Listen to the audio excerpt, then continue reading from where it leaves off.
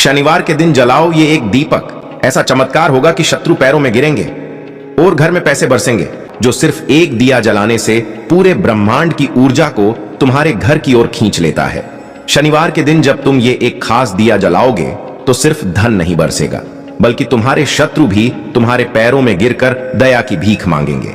लेकिन ध्यान रखना, ये उपाय कोई खेल नहीं है, ये शक्ति से जुड़ा है।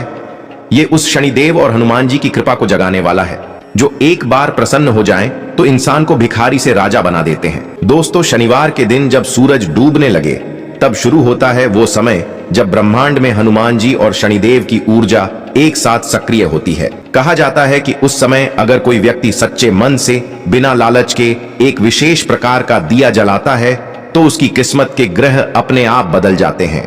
दिया जलाना सिर्फ एक धार्मिक क्रिया नहीं है, ये एक ऊर्जा आह्वान है।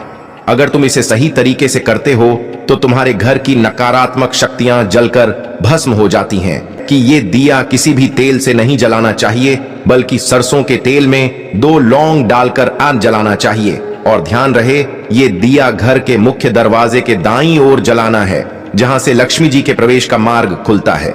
उस समय जब दिए की लौ ऊपर उठती है तो वो सिर्फ तेल नहीं जलाता, वो तुम्हारी सारी बाधाएं, गरीबी और शत्रुओं की चालों को भस्म कर देता है। दोस्तों, अब बात करते हैं इस दिए की गहराई की।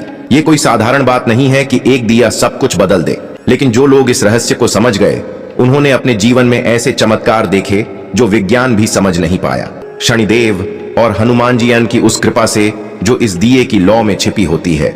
जब तुम इस दिए को जलाते हो तो ध्यान से हनुमान चालीसा का पाठ करो, लेकिन हर चौपाई में एक बार मन ही मन ये वाक्य दोहराओ, जय हनुमंत संत हितकारी, सुन लीजिए प्रभु अर्ज हमारी। ये वाक्य सीधा तुम्हारे मनोकामना को हनुमान जी तक पहुंचा देता है।